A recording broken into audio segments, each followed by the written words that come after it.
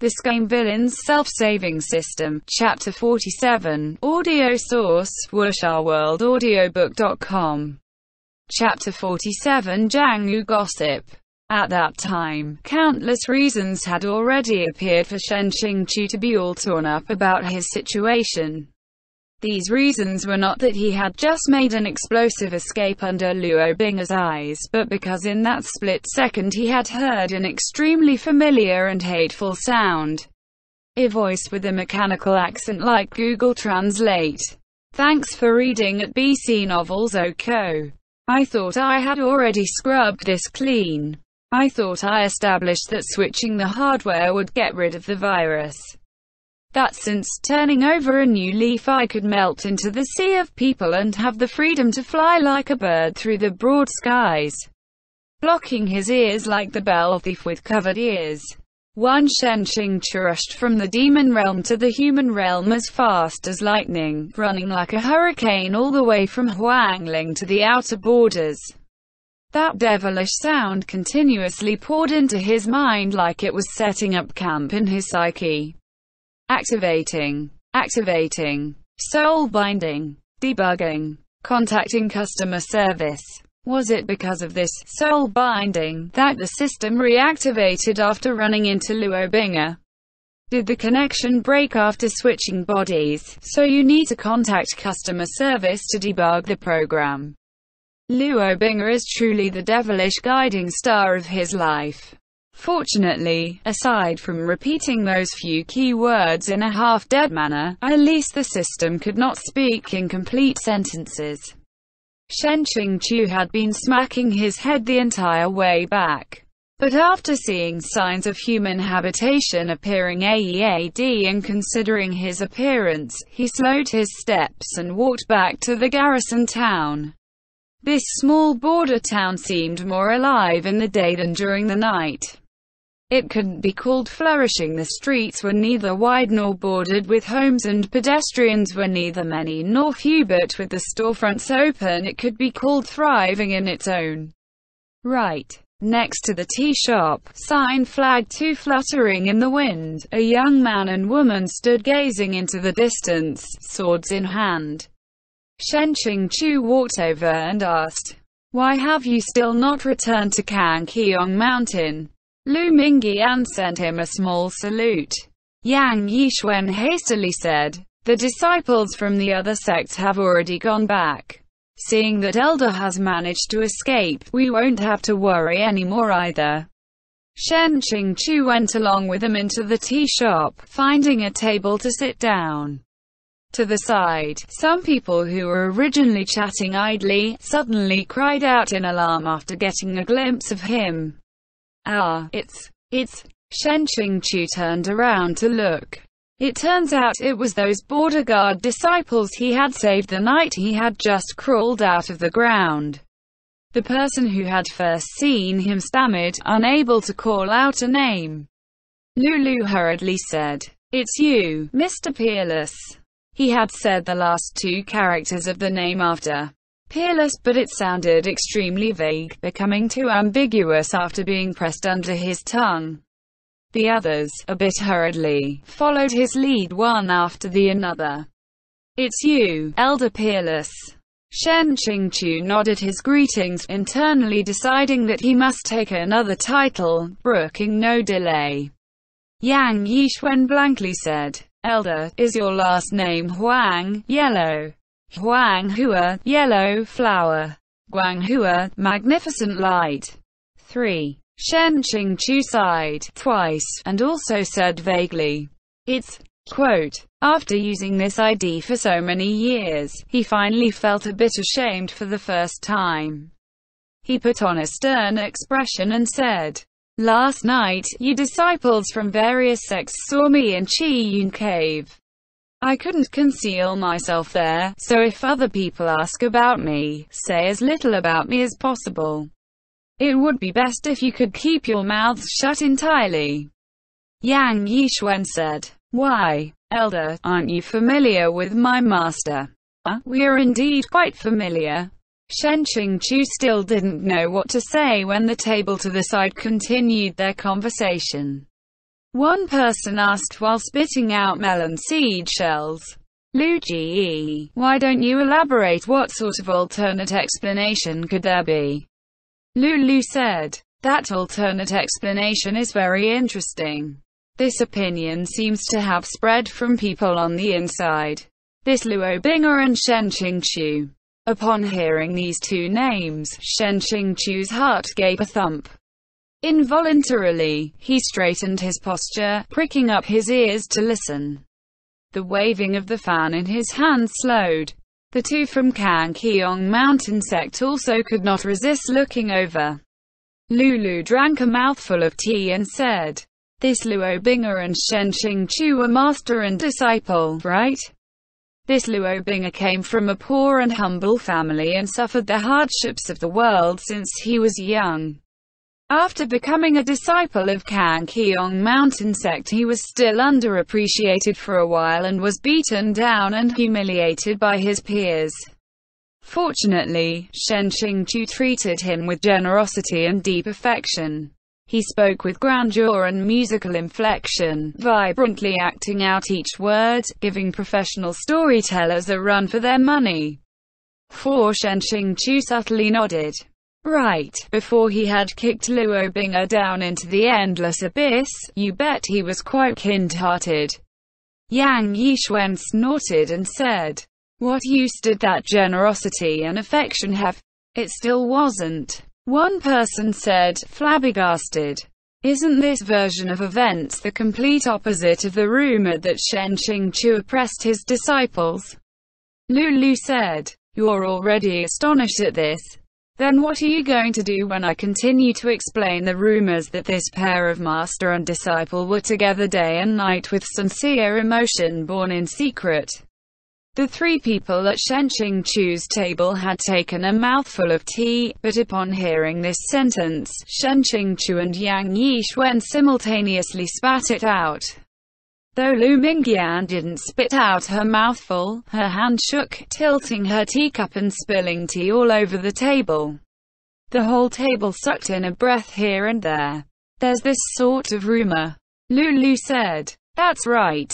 But, strictly speaking, it was Luo Bing'er harboring one-sided impure thoughts towards Shen Qingqiu. His own wishful thinking. His own wishful thinking. His own wishful thinking. What sort of person was Shen Qingqiu? King Jing Peak's peak lord. What was the way of King Jing Peak? Tranquility of heart and forsaking of desire, setting one's heart on throwing oneself into the lawful path of cultivation. Shen Qingqiu saw through the mortal world and didn't get tangled in the foolish sentiments of normal people. It was because that Luo Bing'er sought something he failed to get that hate was born from love. Blue veins popped up on Shen Qingqiu's forehead and the backs of his hands. Yang Yixuan said, astonished. Hate born from love. Lulu continued. Thinking of it this way, it's very easy to explain everything else. The whole sequence of events at the Immortal Alliance conference was definitely like this. Luo Bing'er, as King Jing Peak's head disciple, was sent to compete. Because of his remarkable performance, he was filled with confidence in himself. It just happened that at that time, demons ran loose within the sealed mountain and Shen Qingqiu entered Judai Gorge to provide backup. Luo Bing'er was caught up in the moment and seized the opportunity to confess his true feelings to his Shizun. Shen Qingqiu face-palmed in pain. Why does it always seem like for this person, out of every 10 sentences there are 9 that are not bad, but it's always the last one that sounds so strange. In addition, it's exactly this sentence that changes the meaning of the whole incident into something so strange. Lulu said solemnly, Shen Qingqiu had a noble and unsullied character and naturally gave a firm rejection. Shen Qingqiu was faintly moved. Other than his Zhangman Shisheng 5, he never expected to find an outsider willing to apply the phrase noble and unsullied character to his person. Who would have thought that immediately afterward the storyline would take a dramatic turn? Lulu said with a voice full of emotion. Who could have guessed that after being rejected, Luo Bing'er would become desperate, overflowing with evil intent. He even lost his mind and went berserk. In a disgraceful and unfilial act, his desire led him to try and make Shen Qingqiu submit by force. Shen Qingqiu sunk his fingers into his head of messy hair, sunk in deep despair. Yang Yixuan was already speechless. The gates of a whole new world had just been opened for that young man, and he was being battered by new perspectives. Lu Mingyan, on the other hand, just let out a soft "Ah." She only carefully said, "So it was like that. So it was like that. What? Which that is that referring to? Don't think I won't fight you just because you're the female protagonist." Before they had noticed, a crowd of spectators had congregated at Lulu's table to listen to the gossip, melon seeds and wooden benches covering the floor. Listening with rapt attention, they all sighed at this point. What a beast of a person. Not only a beast, simply worse than a beast. In the sound of these sighs, all seemed to have satisfied a matchless interest. Big brother, are you the captain of the border patrol squad or the gossip squad? Lulu abruptly slammed his teacup down like a gavel. There's no way Shen Qingqiu would be willing to submit. The master and disciple crossed swords. The end result was that the Shifu won an extra chip and Luo Bing'er retreated in defeat, sadly making his exit. Even though they had an acrimonious falling out and tore into each other, Shen Qingqiu still couldn't bear to ruin the reputation of his beloved disciple. It wouldn't do to explain things clearly, so he used the excuse that Luo Bing'er had met his death at the hands of the demon race. Though he did preserve the reputation of this disciple, he wasn't willing to go to extremes. So, this is the truth behind Luo Bing'er's years-long disappearance after the Immortal Alliance conference and why he did not return to the Kangqiong Mountain sect even though he was not dead. It's not that he didn't want to see, it's that he didn't have the face to see his Shizun. On that end, his story was in full swing. On his end, Shen Qingqiu was watering his heart with tears. What an intense storyline. Who are these Tuatha Salter and the White Lotus Flower Virgin Mary? The key is whether he was able to succeed in forcing himself or not. This is really dampening the point of a damned urgent issue. How could this happen to Luo Bing'er? If he wanted to force himself on someone, who wouldn't obediently spread their legs? Lulu said. After the frustrating emotional affairs of the Immortal Alliance conference, Luo Bing'er had another fortuitous meeting. He trained until he gained exceptional achievements from head to toe, and even gained the favor of Wan Hua Temple's old palace master. But, he was still unwilling to give up on Shen Qingqiu. Returning in a swirl of dust, then occurred the events of Hua Yue City. Doesn't Kangqiong Mountain sect all flatly insist that Luo Bing'er is of the demon race? The way I see it, it's not necessarily wind from an empty cave. Most likely, they discovered tiny hints that he was colluding with the demon race to slander Shen Qingqiu's reputation. 7. Shen Qingqiu was aloof and untouchable and Luo Bing'er couldn't come into his sight, so he wanted to pull Shen Qingqiu off his high horse. A complete bodily defeat and fall from grace would destroy his haughtiness. Shen Qingqiu didn't know what he had let go of. In short, he suddenly felt his body and mind relax. He didn't want to listen to anything or care about anything. He said with a pleasant countenance to the other two, "Let's order our dishes." Lulu took the chance to say, "Mr. Peerless, you can count your table on my tab." Then turning back around, he continued with a tone full of grief and lament.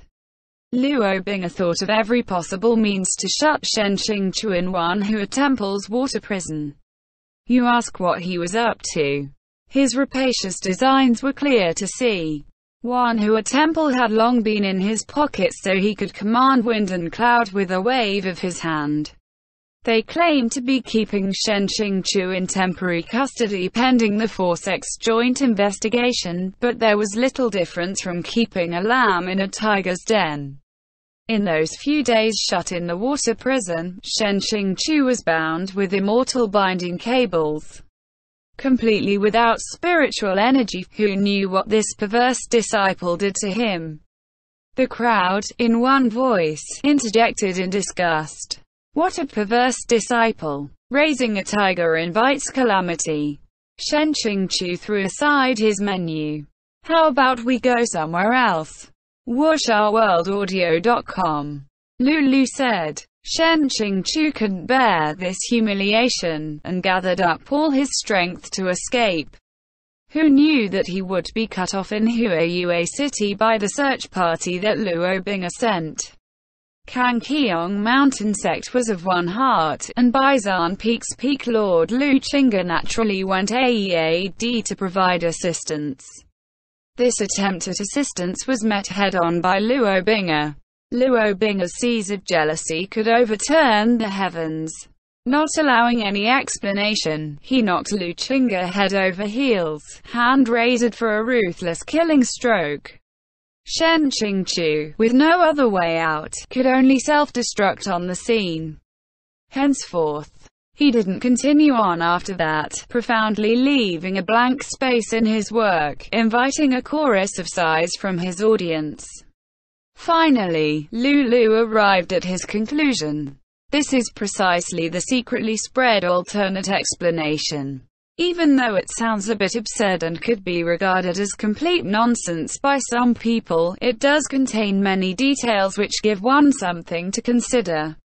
Gentlemen, remember at all costs that official histories are often whitewashed or embellished by official scribes, the actual facts being concealed, and that in many cases popular history is taken as official.